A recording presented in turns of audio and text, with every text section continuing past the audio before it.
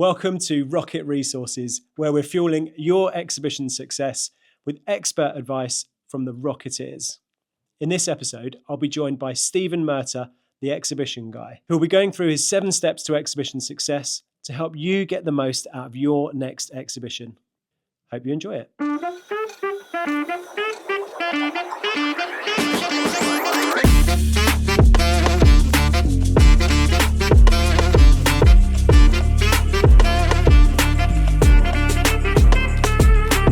Welcome to another Rocket Resources, and today I'm joined by a very special guest, Mr. Stephan Murtagh, also known as the exhibition guy.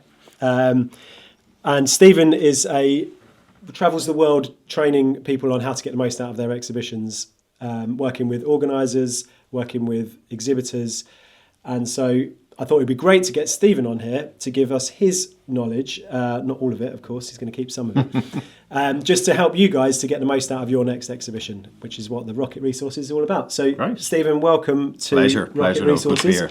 If you want to just give us a bit about who you are and why you're here, why I got you in. Absolutely. Well, I suppose, I spent so long in the exhibition industry, probably as long as yourself, Noel. I'm 30 years in exhibitions this year. I'm 25. So it's thereabouts the same. And it's an industry I love. Yeah. I just, since the moment I walked in all those years ago, I just loved the whole buzz of exhibitions, just seeing people doing business and connecting. So for me, what brought me to this point was I sold and managed trade shows for about 25 years. And one thing that used to frustrate me, which is a lot of what we're going to talk about today, was seeing guys coming to an exhibition and they make a complete mess of it. They just wouldn't have any planning, wouldn't really know why they were there. And they make a mess of it and then they blame the organizer or blame me in this case. And it's got to be a better way. It's really frustrating. So I set up a business originally called You're a Sales Coach with a view to student sales training. And my business mentor said to me, he said, why do you want to be like every other sales trainer? Why don't you be really specialist and unique? So I was thinking about how I could bring in my exhibition background. And I remember when I used to sell exhibitions, I don't know if I've told this story before, but I remember when I used to sell exhibitions, the receptionist would always put her hand over the phone and say, that exhibition guy's on the phone again. So it was a natural fit for me to call myself the exhibition guy. That's where the name came from. And I suppose really what I specialize why I'm where I am, is I sold and managed shows, saw where the mistakes were made, both exhibitor and organizer. And I want to fill that gap in training people how to do it better. Because it's a huge investment, as you know and I know, it's a huge investment in exhibiting. So it's really about getting a maximum return. And I think a lot of people go and do the same thing over and over again, but they expect a different result. So that's what I do with the exhibition guy, is I work with companies one-to-one or in groups on how to exhibit better. Yeah, brilliant. And through a program called 7 Steps to Exhibition Success. Yeah, so the 7 steps is like a course that you do. That's a one-day course, is it? Or is that how it works? Yeah, it's a half-day or one-day course. Obviously, the half-day course is an abbreviated version. Yeah. But what I cover in the 7 steps are 3 key areas. And the 3 key areas, what do we do before we exhibit? What do we do during the show? And what do we do after? Yeah. And the reason why I break it down like that is it's to make it manageable for the exhibitors to say, okay, now I know what I need to do on each step. Now, they might be very successful in 2 or 3 of them already, but it's making them realize it's actually the simple things that make a difference. And that's what we cover in the 7 steps. It's the 7 key things you need to do to be successful. Yeah, I agree. There is, it's not rocket science, but there is science behind it, and having a plan. And we talk about it a lot. It's not people's day jobs doing exhibitions. Yeah. So they shouldn't be expecting to be brilliant at it and know everything, because it's just, it is a unique skill, and having a plan and knowing exactly what to do step by step, I think will 10x the results that you get out of it just by thinking about it in a different way. And that's what the Rocket Resources thing is all about. So thank you. That's why I was glad you brought me over to do this, because I completely agree with you, because it's like I say to an exhibitor, you're brilliant at what you do, but let us do the hard work behind the scenes to help you get the results you want. And the planning, for example, is a huge part of it, because 68% of people will go to a show without a plan. That to me sounds crazy. Like, I'm a small business. I couldn't afford to do that. I have to know I'm putting my money in to try and get something back from it, whatever return is. But a lot of people will go without a plan. And that's the first thing in the 7 steps that I talk to people about, is you need to have a plan. And not some woolly plan that may or may not work. It needs to be quite specific. And what we cover in the plan is we cover 3 key areas. We cover sales, marketing, and operations. Now, within sales, obviously, you've got to think about your pricing, your product, and all the things that you're showcasing at the event. The second part we talk about is marketing. How do we market ourselves before we exhibit?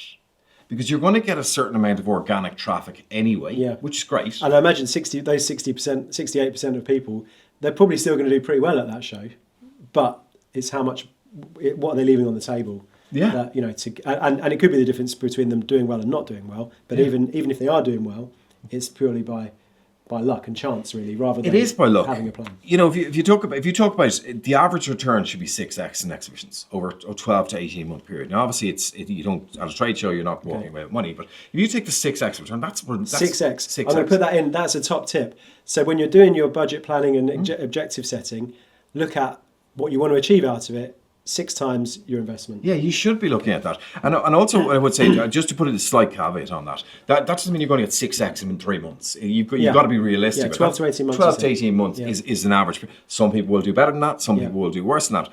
But if you don't plan, you're minimizing the opportunity for 6x. Your X might be 2. Now, why want 2 when you can get 6? Yeah.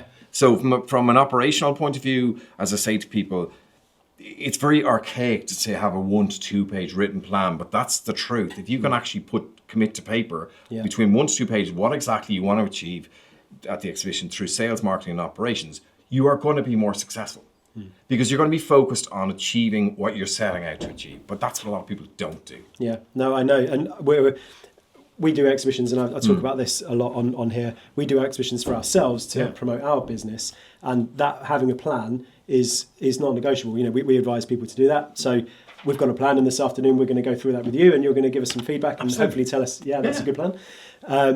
But I'm not, don't think that we're the best at it, because we're not. We're just trying to enlighten people or get people to open their minds to, okay, I need to do these things, follow these steps to make sure that what I do is the best it can be. Yeah, we're not looking for perfection here. We're just looking for. But the thing is, there's no such thing as perfection, realistically. Yeah. But one thing that always struck me about Rocket, and again, I've said this to you before, but one thing that struck me is you're interested in your client's success. Now, obviously, you're interested in your business making money. Of course, that's what we're all in business, to make money. But when I talk about the clients, like if we can get our clients to do well, they come back and work with us again. Yeah, absolutely. Yeah. And it's like the more we can help, because one thing I do tend to see with some contractors, not all, by the way, some contractors is they're more interested in just giving a design, taking the money and running away. Now, the exhibitor needs more than that. They want more and they expect more. Since COVID particularly, people expect more for what they're paying. Yeah. And if you can give them additional value through Rocket Resources or through Exhibition Guy Service or whatever it might be, then that's a plus, because they're now getting additional services, and it also shows the client that you're invested in their success. Yeah, no, I totally agree, and I think we're not the only contractor out there that do these things. So again, this very much for me, this is not about encouraging people to use Rocket. Of course, you're welcome to, but we talk about other contractors as well. And I think it's a top tip actually to, when you're choosing a contractor, look at what additional services and support they can offer you to help you do better at the show, over and above just providing you with a stand. 100%. So I think it's a really good tip, that one. So okay, let's get into it from go for a rundown from the steps that we've mentioned about. So let's talk about the pre-show first of all. And the first one I mentioned a couple of minutes ago, we talked about this idea of planning. Yeah. So within that plan, you should cover sales, marketing, and operations. So within sales, we should be looking at, okay, how many leads do we want to get, or what do we want to generate from the show? What are our prices of our products if we're selling at the event itself? What does each salesperson need to do each day in terms of having conversations? It's all the metrics. Yeah. Now, so what do you mean, how many conversations do I need to have to get to my metric for that date in terms of absolutely qualified leads? Yeah, you see, if you think about it, and I would go even a step further, because you're going to talk to a lot of people at the exhibition. I think what's actually more valuable is meaningful conversations. Yeah, of course. The number of meaningful conversations. Yeah. Because you're going to talk to lots and lots of people. So whilst those seem like KPIs for the salesperson, they do better if they know what they have to do. Yeah. So it's very important that we as management or whoever is running the show or running the business says, okay, this is what we need to do each day. And we work out how many do I need to do an hour? And it's that simple. In the marketing side, what we focus on is you will get a certain amount of organic traffic anyway, which is great. But how do we attract buyers pre-show? How do we go out and actually say, okay, we want to target 20 potential new buyers? LinkedIn is a brilliant place to do that because you can find those contacts. So it's really important that we think about where are we marketing ourselves before we exhibit. And what I often find with companies is they say to me, oh, I don't have a massive budget for marketing. You don't need a budget. In fact, you can do it for free through social media if that's what you want to do. But it's not about appealing to every single buyer. It's actually targeting the right buyers. Yeah. And that's what we cover in the marketing section. In the operations side of the plan, what's really important is looking at the small details. When is the build-up? Who's staying in what hotel? Who's bringing what? All the simple, what seem like really simple things that cause stress on site. Yeah. So when you have a 1 to 2 page written plan that covers sales, marketing, and operations, you're setting yourself up for success. Yeah. That's the first point. The second thing we cover, which is also beforehand, is objectives. Yeah, objectives. We love objectives on here. So we're massive fan of, or advocate, what are your objectives? That's the first thing. First thing we're asking people really is, what are the objectives? Why are you at that show? Yeah. Because without knowing that and understanding that for the exhibitors and for us, we don't know how we're going to help them. We're just guessing. So yeah, objective setting is so important. So it's critical because and it's right because it's like everyone who's exhibiting has some form of objective. Well, sorry, most people have some form of objective. Now, having said that, when I speak to people about the objective setting, I say, well, what do you want to achieve by exhibiting? And they either tell me one thing, which is make loads of sales, or they tell me 25 things. Now, wherein lies the problem is, if you're just focusing on sales, you are going to be disappointed because the sales come after, not at the show itself. It's a trade show. Or trade shows, yeah. I mean, if it's consumer shows, it's a different story, right? Totally, 100%. If they're buying off the standard consumer, that's totally different. Yeah. When it comes to the objectives, what I say to people is, there is a set 3 clear objectives. Now, there is a reason for that. When you're exhibiting, you should have 3 clear but measurable objectives. One of them, of course, could be sales. But you got to think about what the other ones are, because the real benefit of exhibitions is you can achieve multiple objectives in one place at one time. Now, that may sound like a sales line, but the truth is, it's not about the sales. In fact, there was a survey done of 9 reasons why companies exhibit, and make sales came at the bottom. Yeah. Brand awareness came at the top. Yeah. But there's other things. There could be find a new distributor, could be launch new products, do market research, meet existing customers, but decide what your objectives are. But most importantly, when you've decided what they are they measurable? Because the amount of times I hear people saying to me, I want to get lots of sales. What does lots mean? Yeah. Lots could be 3, it could be 503. Yeah. So it's really important to set clear 3 objectives. And I think that's the same as you're right. It's about having a number and making that number. What does that number mean? Because we can all say, okay, well, you can't just say I'm going to generate X million pounds worth of sales, because you won't know that until much later. So you need to figure out, okay, in order to get X million pounds worth of sales, I need to what is my conversion rate? And build it back to find out how many like marketing qualified leads, people to come into the show to then have conversations, to then have appointments, and then whatever that cycle is could be short, could be long. It could be. The other thing is that I'd say about making sales as an objective is when you push that aside just for a moment and you achieve the other things, the brand awareness, meeting people, you're going to achieve that make sales one anyway.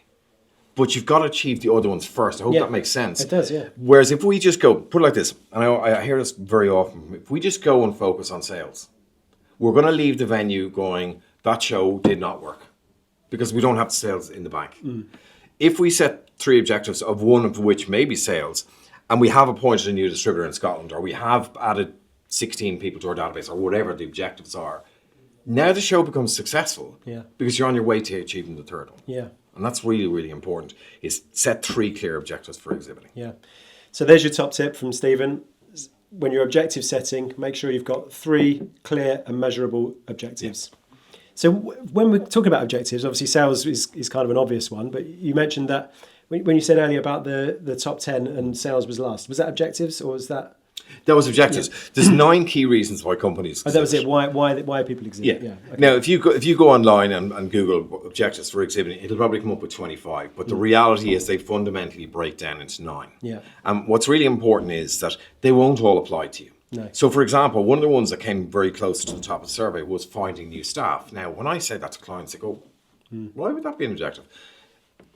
staff retention is one of the biggest issues in business. First of all, if you go through a recruitment agency, it's going to cost you a fortune. Why not use the exhibition to find somebody who's in that industry, coming to an industry event, who may be an employee for your company? Yeah. And people go, oh, I never thought of that.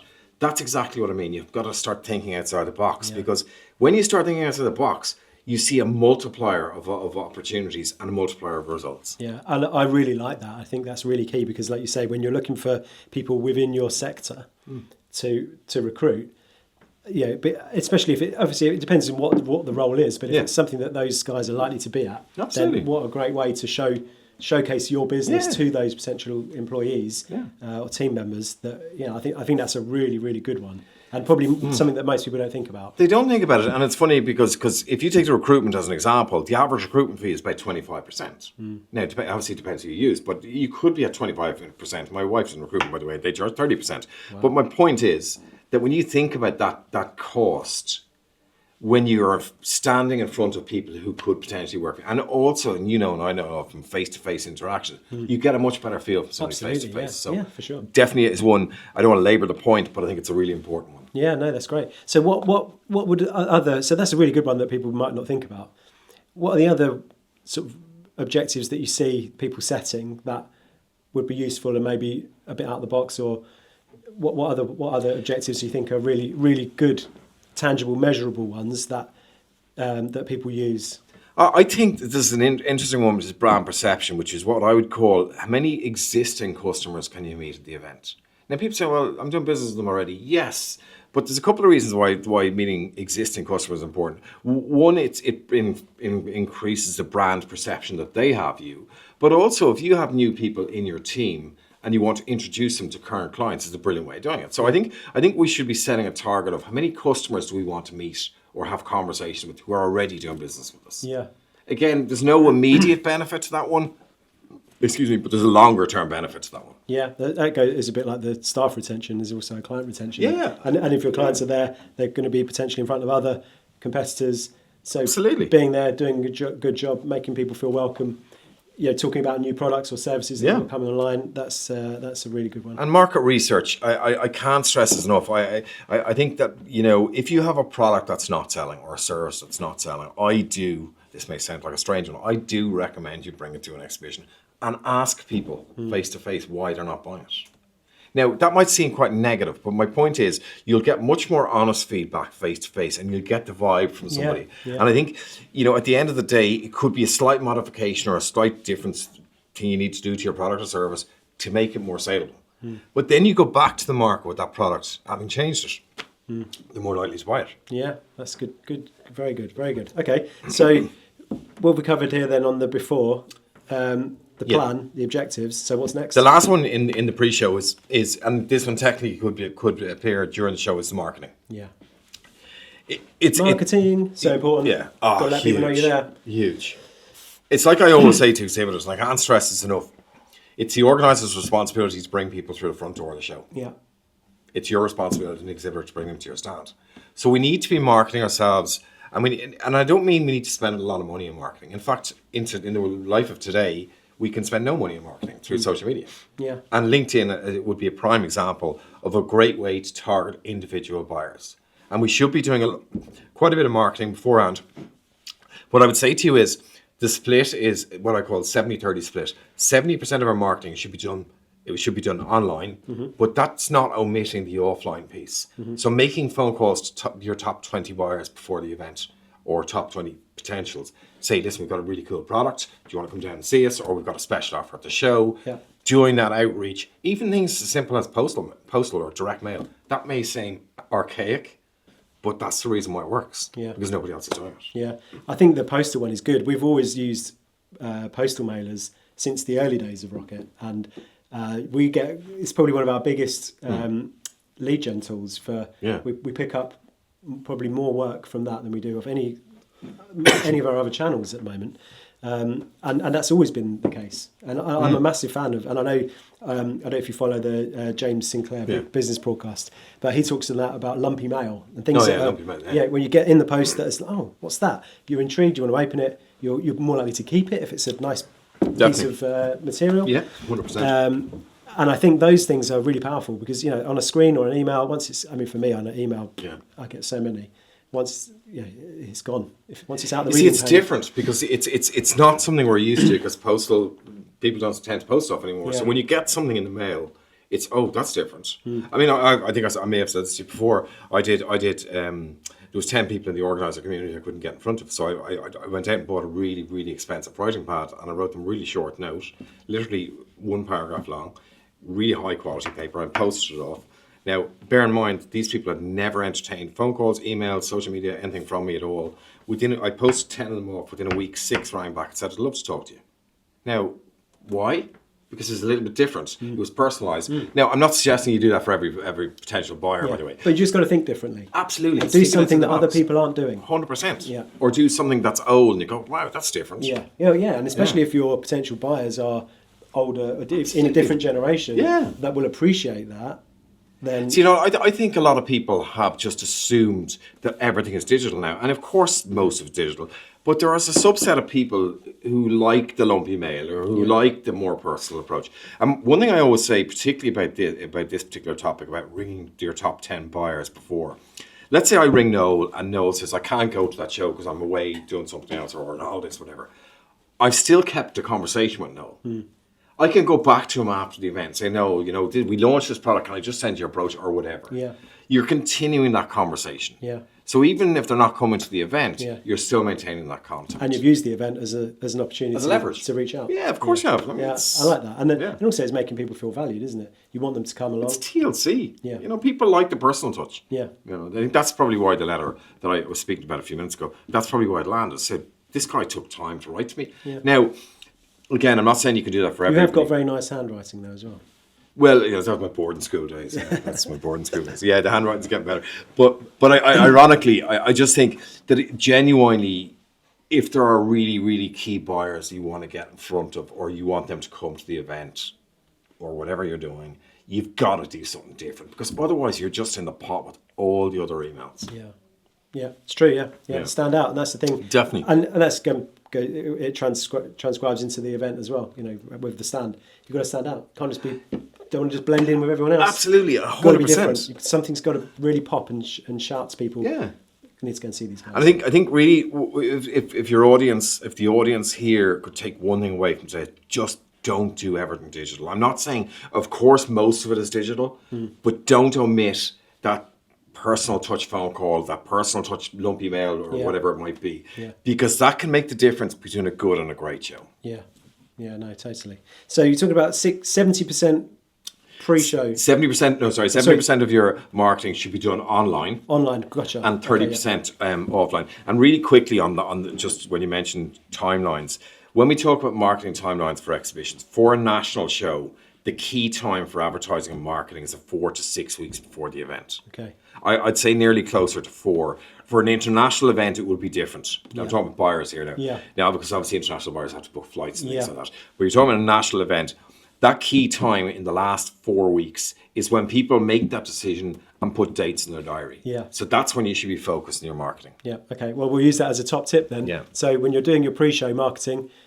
focus that activity 4 to 6 weeks. Pre-show to make sure you're getting in touch with everyone to get them to book in. Yeah, exactly. 100%. Yeah, 100%. Okay, super. So what's next then? So we've done before? We've done before. Okay. So the next section that I cover with exhibitors is what do we do during the show? Yeah. And a lot of this will be predicated on what we've already spoken about in the beforehand. But what I'm going to cover here is engaging at exhibitions, very similar to selling at exhibitions.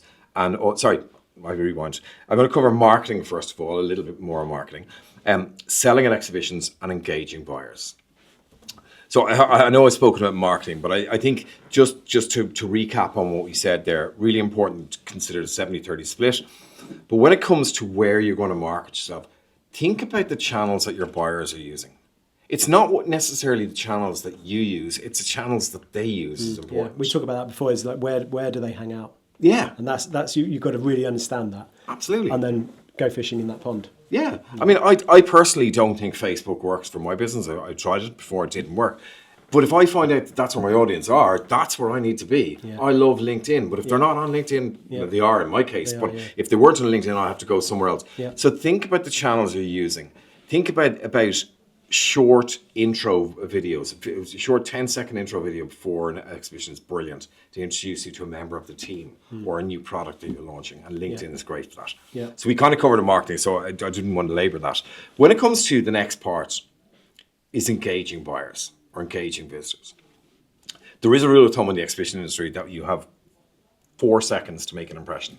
4 seconds. Yeah. So what we got to think about is there's 3 key parts to that. There's the people, your stand, and your product. Yeah. And they come in that order, by the way. Your people, of course, should be engaging, standing, open body language, smiling. Yeah, exactly. All Smile, that. Smile. And that's really important. It is, yeah. And sometimes it's difficult because you might be thinking of other things, and you've got to be really self-conscious of that, isn't it? It is like a shop window. So you've got to be happy, approachable. You see, if you think about it logically, somebody who's walking down the aisle on day 3 of the exhibition, and they've just arrived, they're walking down. This is the first time they've ever seen you.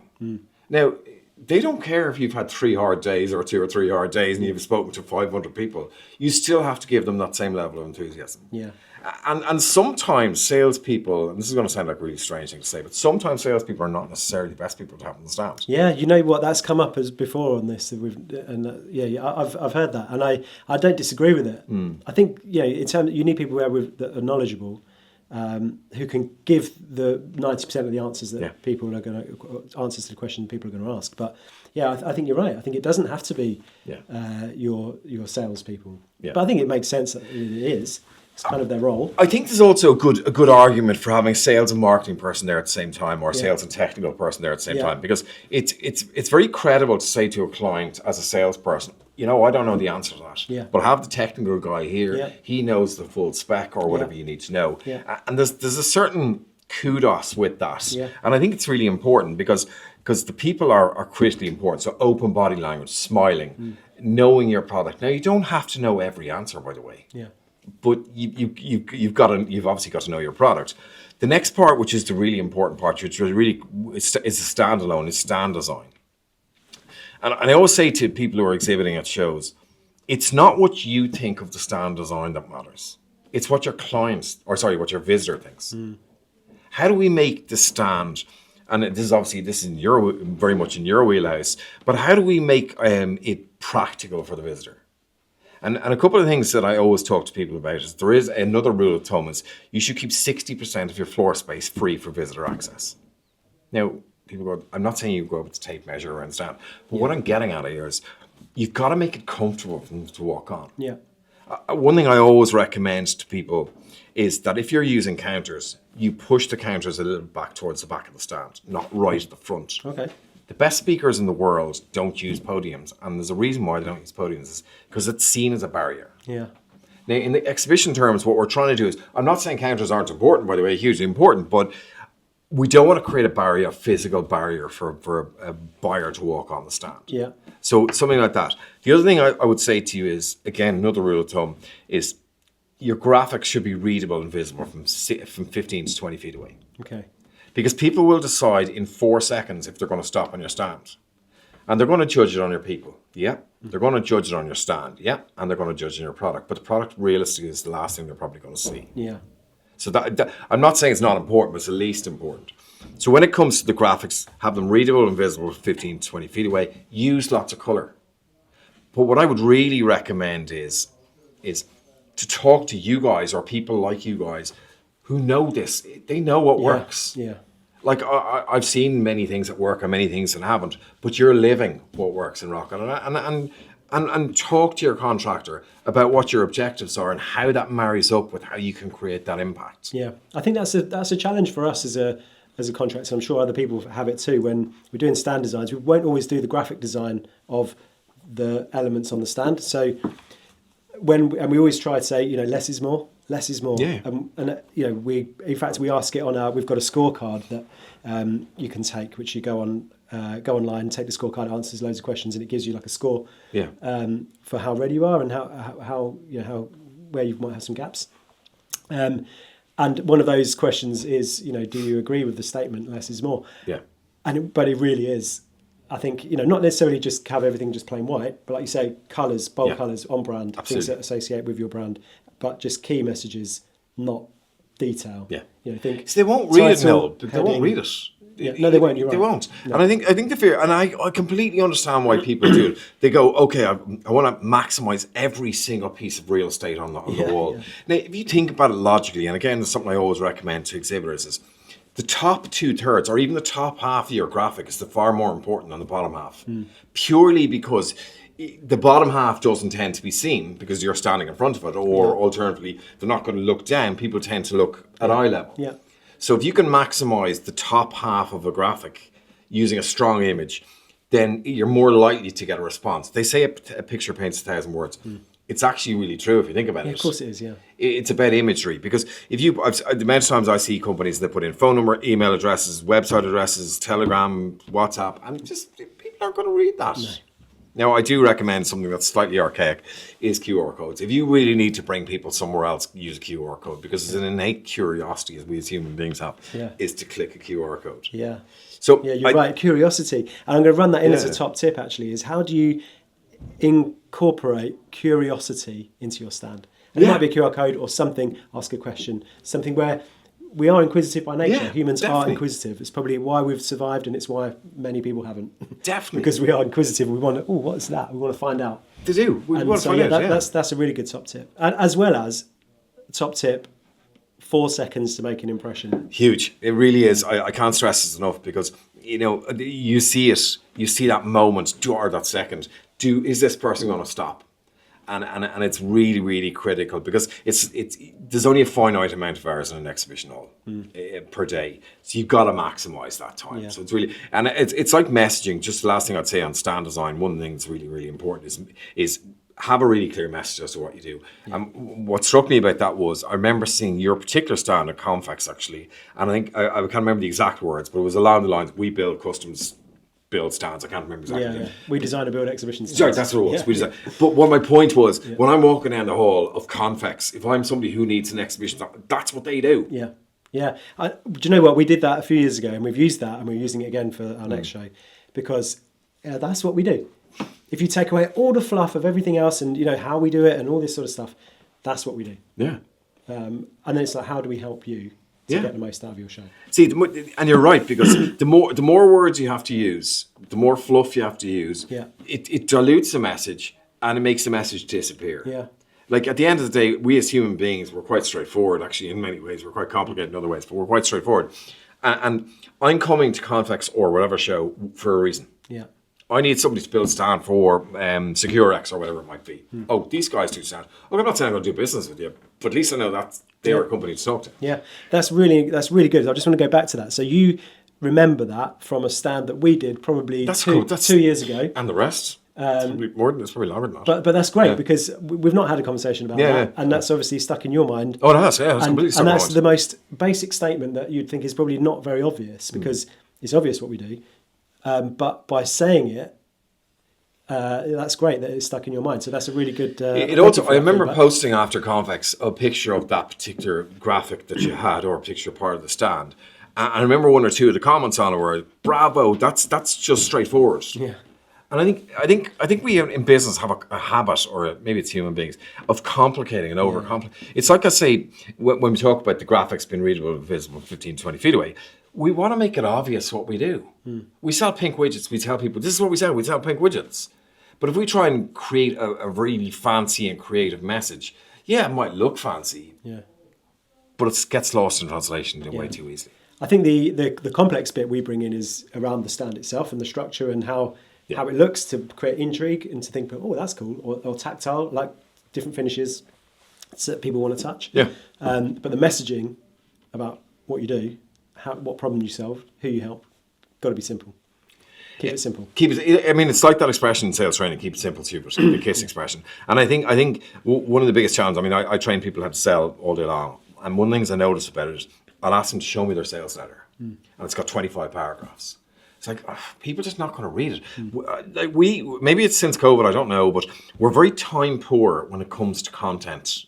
And if it doesn't grab our attention straight away, we're not going to read it. And it's exactly the same when it comes to exhibitions. We need to be really obvious about what we do. Yeah. Well, people, that's a big thing at the moment on digital.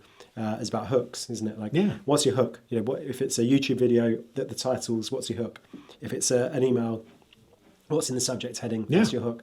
And I think you need to translate that into your stand. What is the hook?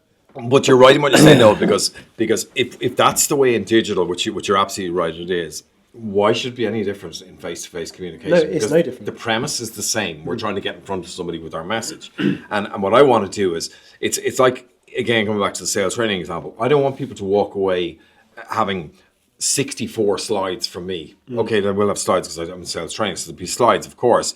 I want them to remember a couple of key things. And if that's 3 things, 1 thing, 2 things, certainly no more than 3. Yeah. And I think at the end of the day, just to finalise on that struck me about your stand at Convex because it was so bloody obvious. Excuse my French. That was so obvious. So just the last one on the during phase would be selling and exhibitions. Yeah. And I can't stress this enough. People come to exhibitions to buy, not to be sold at. People don't like to be sold at. So I think what we've got to focus on when it comes to selling an exhibition is we've got to think, the way I would describe exhibiting is you're not selling a product or service. You're selling the next step to a product or service. Yeah. So from that point of view, what I often see with people at exhibitions, you'll walk onto a stand and they'll say, "Can I help you?" I see this all the time. It's the favourite question that people ask, and it's the deathly question in exhibitions. No. Exactly, because most people will say no. Opening the door for a big fat no, aren't you? Yeah, I mean, it's like going into any shop. You go into a big box retailer and somebody comes up and goes, "Can I help you?" And you go, "No, it's just looking." Yeah. So it's very much the same in exhibitions. So what I think I said this tip to you before is put the word how in front of that sentence. Yeah. It completely changes the dynamic of the conversation. Does, yeah. But more importantly than that, let's move away from that. I think when people come to an exhibition stand, you want to build a relationship. That's the whole point of it. You don't build a relationship by talking at them, as we just mentioned. You don't build a relationship with them by suddenly launching into how brilliant your product or service is. You talk to them like a human being, like a real person. You create some great icebreaker questions. Like, what have you seen at the show that's really excited you? Or something that's not focused on you at all. And when you create a great icebreaker question, then you open the door to that sales conversation. Because one thing I will say is, and one thing that's important to remember is, 30% of visitors to trade shows are what they call tire kickers. People are never going to buy your product. Now, that's not to say they're time wasters, because they might be a potential client for the next exhibitor who's next door to you. Yeah. But to you, they're not. So why I'm bringing that up is it's really important that we come up with a qualifying question. What question can I ask this person that will determine if he's a real buyer or not? Now, I can't answer what that question is for your audience. Yeah. But what's really important about that is, because, as I mentioned earlier, we only have a finite amount of hours in the day. We've got to maximize our time with the people that are there. Yeah. So by asking a good qualifying question, it determines whether this person is really a buyer or not, or potential buyer. The other thing it can do is it highlights, is this person a time waster? Because I'm not suggesting being rude, because you can't be rude, but you've got to manage an audience at an exhibition. Yeah. Because if you spend all day long talking to people who are never going to buy your product, there's not a lot of point in being there in the first place. So it's about managing that audience. Yeah. So you need to have a good icebreaker, and you need to then have a good get out if you do get stuck talking to somebody. And because I know I've been in that situation myself at shows where I'm having a conversation with somebody that I know is a waste of time. They want to understand some stuff, but in terms of, am I going to achieve any of my objectives with this conversation? It's a big fat no. I know that. So I need to get out of that situation as quickly as possible in a way that is polite and kind. 100%. 100%. So having, and I've hear a conversation going on behind me with someone else. I'm like, I need to get out of this conversation and get into that one, because that is going to help me hit my objectives. Yeah, so you're right. What advice would you give? Have you got an example of how do we say, thanks very much, but I need to go? No, I mean, 100%, and you're absolutely right, you can't be rude. But at the end of the day, I'll come back to my finite amount of hours in the exhibition. You've got to shut it down with a closed question, or a statement. Okay. And for me, I'd say, listen, really nice meeting, thanks very much for stopping by, and then you stop talking. Yeah. Because that's a natural conversation. Now, the more you practice that, the less, because it might sound rude initially. It's not if you say it in the right way. Yeah. But I think that's really important because you do need to move on. Yeah. But if you let somebody speak indefinitely, they will stay indefinitely. So for me, it's close it down with or I'll send you some information by email. Yeah. Yeah. That's it. You've got to kind of finish. You are the one who has to finish with a closed statement or question. Yeah, and also I think it's don't be afraid to deliver that question, and then you said thank you very much, nice to meet you, and then you move straight to the other person who you do want to speak to. It's not rude, and I think it's really important but it's difficult because as humans we're like, of course, we don't want to do that because we're precious about being kind and making sure that everyone feels valued, and that's important, and I totally agree with that. But it's not unkind or unprofessional or anything else. You have to remember why you're there. You've put a massive amount of effort into this show, huge amount of investment. You've only got a finite window. Yeah, of course. To make that stick and hit those objectives. So having a good way to get out of a conversation that you don't really want to be in and into one that you do. Yeah, and I think most people understand that exhibitors are under pressure to talk to other people as well. Yeah. And I think at the end of the day, we can be very nice and pretty about it. The reality is, you're there for a reason. Yeah. And that's just been crude about it. And you just need to finish those conversations. And I think when you do that, you get better at it. Put it like that. Yeah, you will get better at it. But definitely, don't be afraid to say thanks very much for stopping by and then stop talking. Yeah, okay, that's great. So I'm going to put that in as a top tip. So the top tip is to make sure you have an icebreaker question that's really good opener to get a conversation going, and have a conversation stopping statement that you can practice and get good at and teach your team. Share that knowledge and make sure everyone knows how to deliver that in a way that's kind and effective. Yeah, I mean that's why. And I say, ironically, we're coming to the last of the 7 steps to exhibition success. But no matter how well you've done the other 6 steps, if you don't complete step 7, you're wasting your time. We're going to talk about is what we do after the show, which is lead follow up. Oh yeah. Yeah, it's the big one, Noel, because to be honest, like I say, you can do all the other things right. Yeah. But if you don't get this last piece right, it's like falling at the last hurdle and going, you know what, it was a good race, but... Yeah. And the reality is that 81% of leads from trade shows are never followed up. That's coming from industry stats, by the way. Wow, 81%, that is so high. Now, let me explain to you about this, because this is an interesting thing. What tends to happen when I stand in front of people and do the presentation on 7 steps to exhibition success, and I say at the end, I said, okay, what percent of you, or how many of you follow up your leads after a trade show? And literally every hand goes up. Yeah. And people don't want to admit that they don't do this. Yeah. Because they'll do one of 2 things. They either won't follow the leads up, or they'll follow them up really, really badly. Now, the first point I would say to you is, people who come to your stand at an exhibition expect you to follow up. Yeah. That's the first thing. Yeah. Now, why does it happen is interesting. And I can understand completely why people don't follow up leads. There might be a 2-day build-up. The show might be a 3-day event and maybe a 1-day strip out. They could be out of the office for 6-7 days or even more than that. They come back to the office, they're tired, they're wrecked, they've spent lots of time talking, they maybe had a weekend in the middle, and they come into the office and they start playing in firefighting mode, catching up with what happened when they were away. Oh, I've got to fix that or whatever it might be. And they say to themselves, I'm going to chase up those leads tomorrow. And they push them aside. And the next day, they do the same thing. They go, it's too early to chase up those leads. I don't look like a stalker, so I'm going to push them anyhow. Now, they keep pushing the leads out. And suddenly the leads go from being on your desk to being on your shelf to either being in the bin or being somewhere you don't even see them. Now, 3 weeks later, they go, I should probably follow up those leads. Take out the leads, and if they do follow them up, they go, he looked really hot at the show, but I don't think that's really a runner at all. And you chase them up badly. People get caught in this firefighting mode. I can't stress enough. The biggest thing you need to do is, after an event is over, exhibition is over, you go back and you have a back it off a show day. So you literally say everything else is on ice until those leads are followed up or delegated. Because there is a metric in exhibitions, 6 days, you should be chasing every lead within 6 days. Within 6 days. Within 6 days. Now, that's not to say, because I get this quite a lot, people say to me, oh, well, I'm not going to get business in 6 days, it's very short. I'm not suggesting for a moment that you're going to get the business within 6 days. No. I'm suggesting that you've already committed to this, that you're going to follow up the leads. You need to keep in that train, because otherwise they might have forgotten about you, gone somewhere else, or now suddenly don't need you. Yeah, or someone else has followed up within that time and has started a conversation. Absolutely. And that you've potentially put yourself in second place. Yeah, of course. And the other thing I'd say is the way we preempt that a little bit is going slightly backwards is when we're at the event itself, we should be the ones setting the expectation of what happens next. So in this case, it'd be Noel's on the stand with me. I say, Noel, listen, that's great. Thanks very much for stopping by. It was great to hear about your ex. I'm going to diary in a call for next Tuesday around 2 o'clock. Does that time suit you?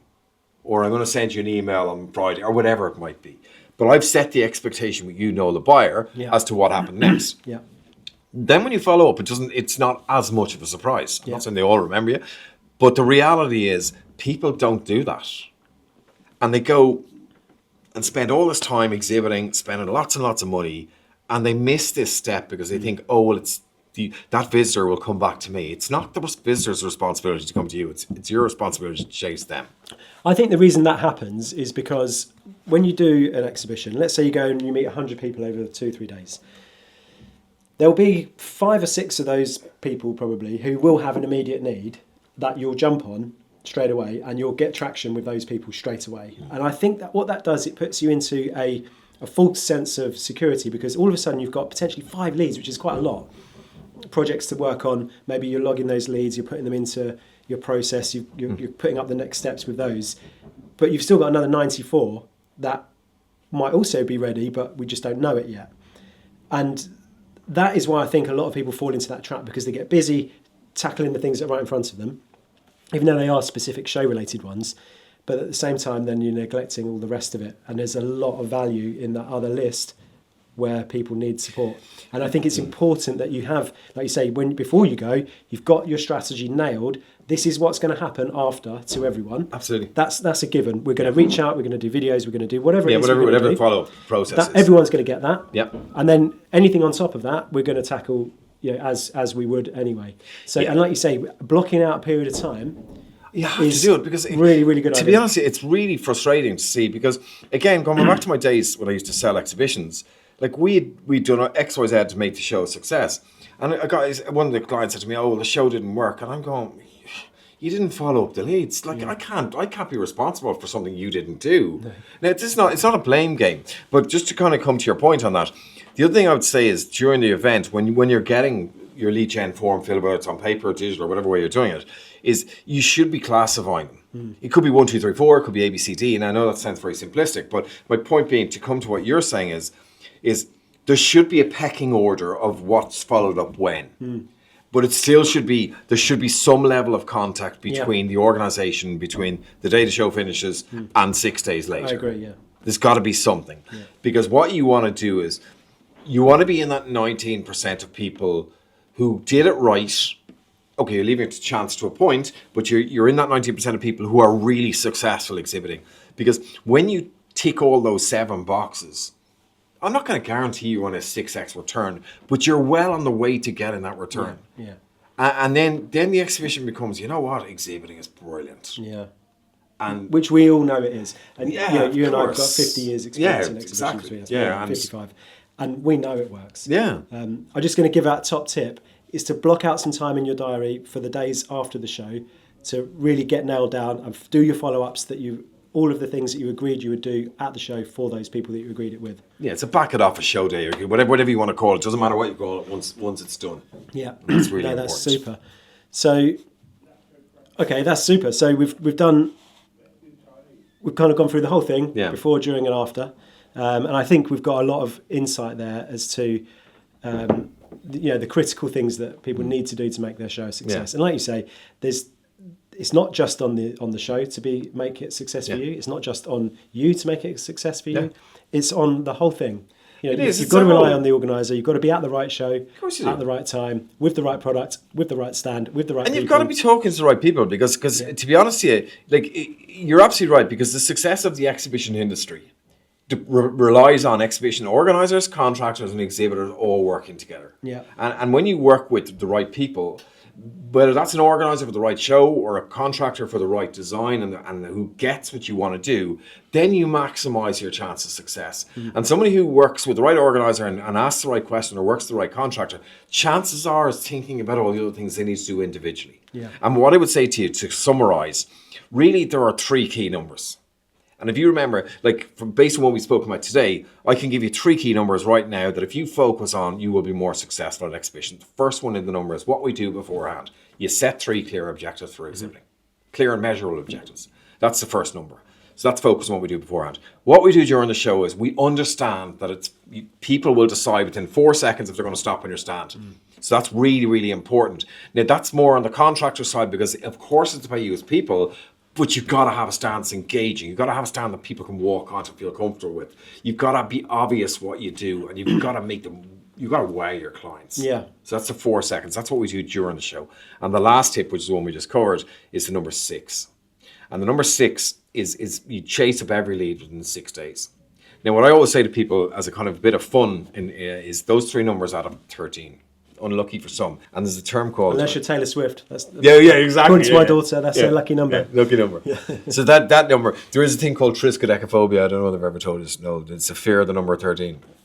And why I bring this up is those 3 numbers. If you just remember those 3 numbers, you're going to be more successful when you exhibit. Yeah, brilliant. Right, Stephan, thank you so much for your time. I really appreciate it. And if anyone wants to do take up your course, the 7 Steps to Exhibition Success, which goes into all of this. Yeah, we go into a lot more detail. In fairness, we do. Where can they find you? You'll get me on theexhibitionguy.com, or my home is probably, as you know, is on LinkedIn. You'll get me at the Exhibition Guy on LinkedIn at any stage. Love to talk exhibitions, and if I can help you, just get in touch. Yeah, cool. That's Stephan with an A. Stephen with an A. Brilliant. Thanks, Stephan. Thanks, Noel. So a big thank you to Stephan Murtagh, the Exhibition Guy, for that. Really appreciate his time, and I really hope that you guys enjoyed that and got a lot out of it. I certainly did. So the next thing I'm going to ask you to do is take our scorecard. The link is in the description below, and it will help you to really understand where your strengths and weaknesses are in time for your next exhibition. It's free, and you'll get a really good report back. And if you need any advice or help after taking the scorecard, we're here to help you to get the most out of your next exhibition. If you've enjoyed this video, please like and subscribe. Feel free to leave a comment. And if you want to share it with other people who you think might get value from it, then please do. And you'll get access to all the new videos as they come on stream first and before anyone else. Thanks very much for watching. See you soon.